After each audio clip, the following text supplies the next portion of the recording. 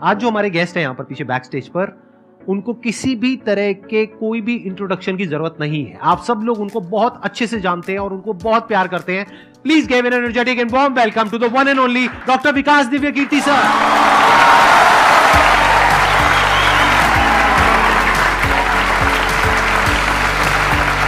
Thank you. मैं सबसे पहले आपको धन्यवाद देना चाहता हूँ धन्यवाद आपका आने के लिए। Thank you so much. क्योंकि जब से मैंने सीरीज शुरू करी है तब से हमारे कमेंट सेक्शन में कोई भी एक भी ऐसा वीडियो नहीं है जहां पर आपका नाम ना लिखा हो। कई बार मुझे ऐसा लगता है देख करके कमेंट सेक्शन को कि ये मैं अपने चैनल पे आया हूँ या आपके चैनल पे हूँ। मैं सोशल मीडिया पे बहुत कम एक्टिव रहता हूँ तो मुझे आइडिया नहीं था इस बात का, पर मैं थैंकफुल हूँ कि आपने बुलाया, इस लायक समझा कि मैं यहाँ पर आऊँ। सर प्यार बहुत करते हैं बच्चे आपको, मतलब इतना प्यार है जिसकी कोई हद नहीं है। मैं ठीक कह रहा हूँ गलत कह रहा हूँ? यस और नो? सो अब आप लोग जो चाहे जैसे चाहे इनसे क्वेश्चंस पूछ सकते हैं। सर लाइफ में जब भी कोई सिचुएशन आती है कि जिसमें दो रास्ते, एक प्रैक्टिकल और एक इमोशनल, तो बैलेंस आउट कैसे करना है?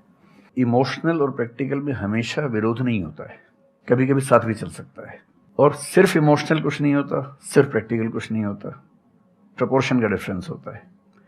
जब इमोशंस आपके दिमाग पर बहुत हावी हों तो फैसला करने से बचना चाहिए, स्पेशली बड़ा फैसला। छोटा तो ठीक है कि आपके दोस्त ने कहा कि दोस्त नहीं एक फिल्म देखेगा मेरे साथ, आप इमोशनल हो जाके देख ली फिल्म, क्या हो गया, कोई नुकसान नहीं होगा। पर कोई ये कहे कि तो मुझसे प्यार नहीं करते, शादी नहीं कर सकते मुझसे और अब मैं शादी कर लूं, ये ठीक नहीं है। सिर्फ इमोशंस में आके बहुत बड़ा फैसला मत कीजिएगा, चाहे वो करियर का हो, चाहे पार्टनर का हो, चाहे कोई भी फैसला हो। प्रैक्टिकल इतना नहीं हो जाना है कि आप मशीन, रोबोट या पत्थर बन जाएं। क्योंकि आप कितने भी सक्सेसफुल हो, यदि आप इमोशनली सक्सेसफुल नहीं है, इमोशनली स्टेबल नहीं है, इमोशनली वेलबींग के स्टेट में नहीं है, तो आपकी सक्सेस किसी काम की नहीं है, एकदम मीनिंगलेस है। So the success in totality needs emotional happiness, emotional stability as well. इसलिए इमोशंस को खारिज करके जिएंगे तो शायद कुछ अचीवमेंट्स बड़ी हो जाएं, पर वो किसी काम की नहीं है। केवल इमोशंस पे चलेंगे तो हो सकता है कि अचीवमेंट जिंदगी में ज्यादा हो ना पाए। तो बैलेंस की बात है। और सबसे अच्छा तरीका है, जब बहुत इमोशंस हो, इंटेंसिटी बहुत ज्यादा हो, सिर्फ एक तरीका मैं जो अपनाता हूं, उस क्षण में फैसला नहीं करना है। कुछ भी हो, कोई कितना भी प्रेशराइज करे, सिर्फ इतना बोलिए कि मैं 24 घंटे बाद बताऊंगा आपको, थोड़ा सोचूंगा इस बारे में। और यदि आपने उस मोमेंट से खुद को बाहर निकाल लिया तो फिर आप डिटैच होकर देख पाएंगे और थोड़ा सा प्रैक्टिकल एलिमेंट भी रहे, इमोशनल एलिमेंट भी रहे, वो फैसले सबसे अच्छे रहेंगे लाइफ के लिए। मैं आपको एग्जांपल से बात समझाता हूँ। ऐसे लोग जो तैयारी कर रहे थे, अफेयर में थे, एक का सिलेक्शन हो गया, अब उसके सामने क्राइसिस ये है, स्पेशली किसी लड़की का हो गया, लड़के का नहीं हुआ। अब हमारी सोसाइटी में ना, लड़की ऊंचे पद पे हो, लड़का ना सफल हुआ हो तो बड़ा मुश्किल है सोसाइटी में, उनको शायद दिक्कत नहीं है। अब वो लड़की प्रैक्टिकल नहीं है कि मैं तुमसे शादी करूं, ये कह के अगर हट जाती है और शादी करती है किसी ऐसे व्यक्ति से जो बहुत सफल है। I know many such people personally, मैं नाम नहीं बोल सकता किसी का। मैंने जनरली पाया है कि वो लोग लाइफ में बहुत फ्रस्ट्रेशन में रहे बाद में, क्योंकि सफलता के नाम पर, प्रैक्टिकल होने के नाम पे ऐसे व्यक्ति को चुना जिसके साथ वो रह नहीं सकते ठीक से। और मैं ऐसे कई लोगों को जानता हूं जो आईएएस बने, आईपीएस बने, जिनको करोड़ों रुपए के दहेज के ऑफर्स आए, साफ ठुकरा के कहा कि मैं जिंदगी एक ही व्यक्ति के साथ गुजार सकता हूं जो मेरे साथ है, और हैं, बहुत खुश हैं। अब कोई कह सकता है उनके परिवार में कि इसने प्रैक्टिकल फैसला नहीं किया, इमोशनल फैसला किया, पर अल्टीमेटली किसी चीज की वैल्यू क्या है? आपकी लाइफ बेहतर हो। यूट्यूब पे जिसके 1 लाख भी सब्सक्राइबर्स होते हैं वो मोनेटाइज करता है, 1 लाख क्या जब मिनिमम हो सकता है, खूब पैसा कमाते हैं, ब्रांड प्रमोशन करते हैं, साबुन तेल बेचते हैं बीच बीच में। आपका चैनल तो शायद देश में सबसे बड़ा चैनल है, आप चाहें तो कितना नहीं कमा लेंगे। मुझे कुछ दिन पहले एक एजेंसी के लोग मिले जिन्होंने बताया कि इनकी जैसी ख्याति है उस लेवल पर महीने में कोई 5-10 करोड़ भी कमाना चाहे तो कमा सकता है आराम से इस यूट्यूब चैनल से। तो मैंने पूछा कि वो कौन सी चीज है जो आपको इतना मजबूत बनाती है कि आप नहीं इस रास्ते पर जाते, मैं वो जानने में इंटरेस्टेड हूँ। तो 10 मिनट की बात के बाद मैं समझ में आ गया, क्योंकि अल्टीमेटली अगर मैं अपनी वैल्यू के खिलाफ चला गया तो खुश कैसे हो जाऊंगा? पैसा मुझे कैसे खुशी देगा जब मैं ही नहीं रहा, तो खुशी किस बात की? इसलिए इतना प्रैक्टिकल मत होना कि अपनी माँ के, पिता के, भाई बहन, दोस्त, जो प्रेमी प्रेमिका है, उनके इमोशंस के साथ खेलने लगो। इतना प्रैक्टिकल कभी मत होना।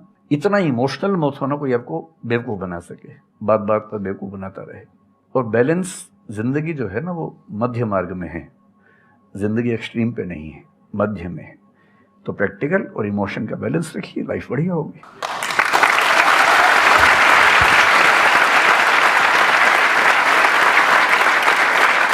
आपने सर इतने अच्छे से एक्सप्लेन किया, मेरे पास में कुछ है ही नहीं बोलने के लिए।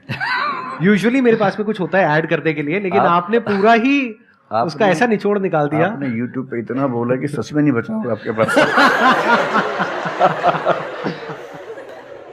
6-7 साल पहले की बात है, मेरी एक स्टूडेंट थी जो सुसाइडल टेंडेंसी की शिकार थी उस समय। उसके घर में कुछ ऐसी ट्रेजेडी, उसकी मदर की डेथ हुई थी, और एक ऐसी ट्रेजेडी जो बहुत ही रेयर किस्म की ट्रेजेडी है जो शेयर करना ठीक नहीं है यहाँ। तो वो मेरे पास आई और मुझे लगा कि आज मैं पहली बार किसी ऐसे व्यक्ति से बात करूं जो डिप्रेशन में है और सुसाइड कर सकता है अगले 1-2 दिन के अंदर अंदर। अब मैं परेशान था कि मैं कैसे मैनेज करूं, और मुझे मोटिवेशन की ऐसी जानकारी उस समय तो बिल्कुल नहीं थी, बाद में थोड़ा बहुत पढ़ा। तो मैंने उससे कहा कि अच्छा तुम घर जाओ, मैं कुछ देखता हूँ। फिर मैं घर गया, नेट पे सर्च करना शुरू किया। करते करते मुझे आपका एक वीडियो मिल गया, अनस्टॉपेबल, शायद कुछ आपने एक वो बनाया था उस समय। तो मैंने वो थोड़ा सा देखा, 10 मिनट का। मुझे लगा कि ये जो है ना, ये इंजेक्शन है किसी मतलब डिप्रेस्ड व्यक्ति को तुरंत मोटिवेट करने के लिए। तो मुझे ध्यान है कि मैंने उसको वीडियो का लिंक भेजा। मैंने कहा देखो, जिंदगी अपने रास्ते पे चलेगी, ठीक हो जाएगी। जब जब मूड ऐसा हो, बहुत डिप्रेसिंग हो, सुसाइडल मन करे, उस समय वीडियो देखना ध्यान से, और कम से कम उस बुरे फेज से बाहर निकल जाओगी। और फिर मैंने वो वीडियो अपने फैमिली में भी 2-3 बच्चों को भेजा, जो बच्चे उस क्राइसिस में होते थे। तो मैं बहुत थैंकफुल हूँ उन सब बच्चों की जान बचाने में क्या आपकी बात कर बड़ी भूमिका है। Thank you so much sir, it means a lot to me. ये तो आपने बहुत बड़ी बात कह दी सर, मेरे लिए बहुत बड़ी बात है ये। नहीं, कई बच्चों की जान बचाई होगी आपने जरूर। जो वो एक मोमेंट होता है, उस मोमेंट में कोई बचा ले तो लोग बच जाते हैं, वो मोमेंट क्रॉस हो जाए तो फिर चीजें बिगड़ जाती हैं। हेलो सर, नमस्ते। नमस्ते सर, बोथ ऑफ यू, मैं हमेशा से आप दोनों की बहुत फ़ैन रही हूँ। मुझे बस ऐसा लग रहा है कि मैं सपना देख रही हूँ, मेरे लिए रियलिटी नहीं है। मुझे बस आपसे ये जानना, मैं हर मतलब एवरी डे 8 से 10 आवर में पढ़ाई करती हूँ, बट मुझे कभी कभी बहुत डिमोटिवेशन आ जाता है कि होगा नहीं होगा, क्या होगा पता नहीं। देखिए, डिमोटिवेशन अगर आपको दिन भर में 1 घंटे आता है। नहीं सर, ऑलमोस्ट टाइम पढ़ाई करने के बाद 2-3-4 दिन के बाद ही होता है, कंटिन्यूअसली नहीं होता। अगर महीने में 4-5 बार आता है और 1-1 दिन के लिए आता है तो इसका मतलब आप एकदम ठीक हैं। अगर कोई व्यक्ति आपको ये कहे कि मुझे डिमोटिवेशन कभी नहीं होता, तो उसको इलाज की ज़रूरत है। आपको ज़रूरत नहीं है, क्योंकि जब आप अपने से बेहतर व्यक्ति को देखेंगे आपको थोड़ा सा इन्फीरियरिटी कॉम्प्लेक्स आएगा, डिमोटिवेशन आएगा। जब आप अपने से कमज़ोर को देखेंगे आपको सुपीरियरिटी कॉम्प्लेक्स आएगा, थोड़ा सा मोटिवेशन ज़्यादा हो जाएगा। जिस दिन टारगेट पूरा हो जाएगा मोटिवेशन आ जाएगा, जिस दिन टारगेट पूरा नहीं होगा डिमोटिवेशन आएगा। जिस दिन टेस्ट में आपके मार्क्स अच्छे आएंगे आप मोटिवेशन के साथ लौटेंगे, जिस दिन खराब आएंगे डिमोटिवेशन होगा। लेकिन ध्यान रखिए, जिस दिन आप मोटिवेटेड हैं उस दिन आप वजह बन गए कईयों के डिमोटिवेशन की। लगातार मोटिवेटेड होना एक मेंटल इलनेस की निशानी है, और लगातार डीमोटिवेटेड होना डिप्रेशन की निशानी है। इन दोनों से बचना है। तो डीमोटिवेशन की बहुत हाइप है, इतनी हाइप की ज़रूरत नहीं है। थोड़ा बहुत हो, एंजॉय कीजिए उसको, और जब जब लगे कि ज़िंदगी बहुत ख़राब चल रही है, तो मैं जो करता हूँ, अजीब सा लगेगा आपको, मैं कभी कभी शमशान घाट चला जाता हूँ। सच कह रहा हूँ, ये सुनी है आपने, वीडियोस में भी कहा है। सच में चला जाता हूँ, या ट्रॉमा सेंटर चला जाता हूँ देखने के लिए। ट्रॉमा सेंटर में जाके 1 घंटा बैठ के आ जाइए, मोटिवेशन आ जाएगा। और शमशान घाट में जाके देख लीजिए कि हम जैसे हमसे कम उम्र के लोग वहाँ जल रहे होते हैं, तो लगता है हम जिंदा तो हैं। अगर मैं थोड़ा सा कॉग्निटिव लेवल पर बात करूँ, एक बहुत बड़ा साइकोलॉजिस्ट हुआ, उसका नाम है ब्रेंटानो, कभी सर्च कीजिएगा उसको। ब्रेंटानो ने ह्यूमन कॉन्शियसनेस को स्टडी किया, और उसने ये बताया कि ह्यूमन कॉन्शियसनेस की बेसिक नेचर है कि जो हमारे पास है वो हमें नज़र नहीं आता, जो नहीं है वो नज़र आता है। तो the consciousness of lacking something is the nature of human consciousness.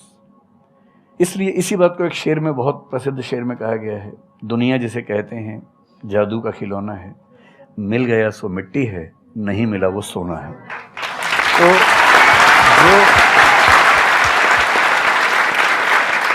तो जो आपको नहीं मिलेगा ना, हमेशा बड़ा होकर दिखेगा, जो मिलेगा छोटा हो जाएगा। तो ईमानदारी इसमें है कि जब जब डिमोटिवेशन और डिप्रेशन हो, एक कागज़ लेके बैठ जाइए और एक तरफ लिखिए मेरी ज़िंदगी में ऐसा क्या क्या है जो दूसरों के पास नहीं है। पेज भर जाएगा पूरा। तो जो है उस पर ध्यान दीजिए और एंजॉय कीजिए।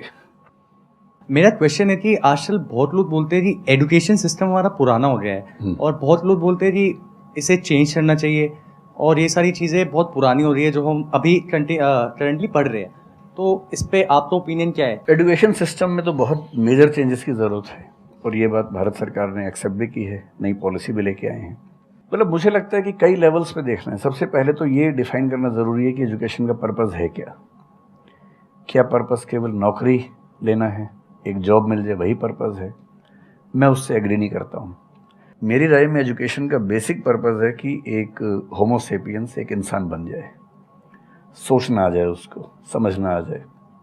कोई राजनेता या धर्मगुरु उसको गधा ना बना सके, बेवकूफ़ ना बना सके। उसे इतनी समझ हो कि वो चीज़ों को फैक्चुअली, ऑब्जेक्टिवली समझ सके, तर्क कर सके, बहस कर सके और अगर तर्क और बहस में सामने के तर्क ठीक हैं तो उनको एक्सेप्ट भी कर सके, इतना विनम्र भी रहे। बेसिकली पर्सनैलिटी ग्रूमिंग का प्रोसेस एजुकेशन है, वो केवल नौकरी का मामला नहीं है। पहली गलती तब होती है जब हम उसको केवल नौकरी का मामला मान लेते हैं। मतलब नौकरी ज़रूरी है, ऐसा नहीं कि ज़रूरी नहीं है, लेकिन वो सिर्फ वो उसका पर्पज़ नहीं होना चाहिए। सेकेंडली, कई ऐसी चीज़ें जैसे अगर बहुत विस्तार में तो भी नहीं जा सकते, जैसे एक बहुत छोटी बात है सेक्स एजुकेशन हमारी सोसाइटी में। ये इतनी ज़रूरी चीज़ है। स्कूल में जो एडोलेसेंस की एज के लोग हैं, 12, 13, 14 की एज के लोग हैं, उनको वो सब चीज़ें बताएं ताकि गलत सोर्सेज से इन्फॉर्मेशन ना मिले, कोई गलती ना कर बैठें। हेल्थ एजुकेशन के रूप में हो, उनको सारी चीज़ें पता हों, ठीक हाथों से पता हो, ठीक तरीके से पता हो। फिर मेरा ख्याल है कि जैसे IITs में अब तो होने लगा है, पहले क्या था कि हम टेक्नोलॉजी सेंट्रिक एजुकेशन पर ज़्यादा फोकस करते थे कि आपने मशीन को समझ लिया, तकनीक को समझ लिया, हो गया, इंसान को नहीं समझा। टेक्नोलॉजी पढ़ने वाले लोग समाज और इंसान से एकदम कटे हुए थे। अब तो ह्यूमैनिटीज़ के कुछ सब्जेक्ट्स पढ़ाने की परंपरा शुरू हो गई है। एक होलिस्टिक एजुकेशन हो। ह्यूमैनिटीज़ वाला बच्चा केवल हिस्ट्री, पॉलिटिकल साइंस, सोशियोलॉजी पढ़ता है, उसको कोडिंग का सी भी नहीं आता, टेक्नोलॉजी बिल्कुल नहीं आती उसको MS एक्सेल भी नहीं पता क्या होता है। टेक्नोलॉजी वाला सिर्फ टेक्नोलॉजी पढ़ता है, वो ह्यूमन ब्रेन को नहीं पढ़ना चाह रहा, सोसाइटी को नहीं पढ़ना चाह रहा। क्यों नहीं एक ऐसी शिक्षा हो जिसमें एक इंटीग्रेटेड अप्रोच हो, होलिस्टिक अप्रोच हो, कि हम खुद तय कर सके कि किस किस एरिया में हमें ज़्यादा जाना है और एक बेसिक अंडरस्टैंडिंग हर चीज़ की हो। तो बेसिक 3 फार्मूले माने जाते हैं। एक यूनिवर्सलाइजेशन ऑफ प्राइमरी एजुकेशन है कि 10वीं क्लास तक की शिक्षा हर बच्चे को मिले, ठीक से मिले। वोकेशनलाइजेशन ऑफ सेकेंडरी एजुकेशन, यानी 11वीं 12वीं की पढ़ाई का पर्पज़ है कि बच्चा ये समझ पाए कि उसको ज़िंदगी में आगे कहाँ जाना है। और फिर जो हायर एजुकेशन है वो सबको करने की ज़रूरत नहीं होनी चाहिए, वो शौक पूरा करने के लिए नहीं है, वो शादी का वेटिंग रूम नहीं है, वो उसके लिए है जिसको सच में आगे पढ़ना है, वो उतना पढ़े, सब्जेक्ट चूज़ करे और फिर उसमें गहराई से रिसर्च करे ताकि डेवलपमेंट के रास्ते पर अब बढ़ें। हम एजुकेशन के मामले में बहुत बुरी स्थिति में हैं। मैं तो जिस उम्र में हूँ, मेरा अब तो पर्पज़ भी ये बन गया है कि अब मैं उसी पे कुछ काम करूं। एक यूनिवर्सिटी शुरू करने की योजना मेरे मन में है, इनसे मैंने शेयर भी किया था। और मैं जिस तरह का विश्वविद्यालय सोचता हूं वो नौकरी देने के पीछे पागल नहीं होगा, वो होमो सेपियंस को कायदे का इंसान बनाने की कोशिश करेगा। नौकरी तो उसका एक पार्ट है।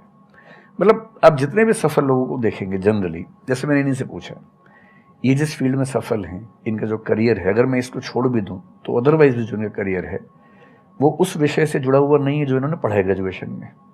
मेरा भी नहीं है, आमतौर पे किसी का भी नहीं है। 90% लोगों को मैं देखता हूँ जो सक्सेसफुल हैं, उनके ग्रेजुएशन के सब्जेक्ट में और लाइफ की फील्ड में कोई लिंक नहीं है। तो बेसिक पर्पस क्या है? वो स्मार्टनेस बाहर आ जाए, ग्रूमिंग हो जाए, इंटेलिजेंस है, इमोशनल इंटेलिजेंस है, वो सब जो टूल्स हैं वो उस बच्चे को सीखने को मिल जाए ताकि फिर वो ज़िंदगी को फेस कर सके, इनोवेट कर सके, नए रास्ते निकाल सके। 1000 रास्ते दुनिया में होते हैं। तो सच बात है कि काफ़ी चेंजेस की ज़रूरत है और आप और हम मिलके करेंगे चेंजेस। एजुकेशन वाइज अगर देखा जाए तो मैंने बहुत ज़्यादा कुछ नहीं किया है अपनी लाइफ में, बट मेरे स्टैंड पॉइंट से अगर आप देखोगे कि एजुकेशन क्या है, तो एजुकेशन का सबसे बड़ा गोल ये है कि एक इंसान का दिमाग खुले, बजाय कि उसका दिमाग इतना नैरो डाउन हो जाए कि उसको लगे कि बस यही अगर हो गया तो सक्सेस है, ये नहीं हुआ तो फेलियर है। आप अनगिनत तरीकों से अपने गोल को, अपने पर्पस को, या जो भी आप करना चाहते हो उसको अचीव कर सकते हो।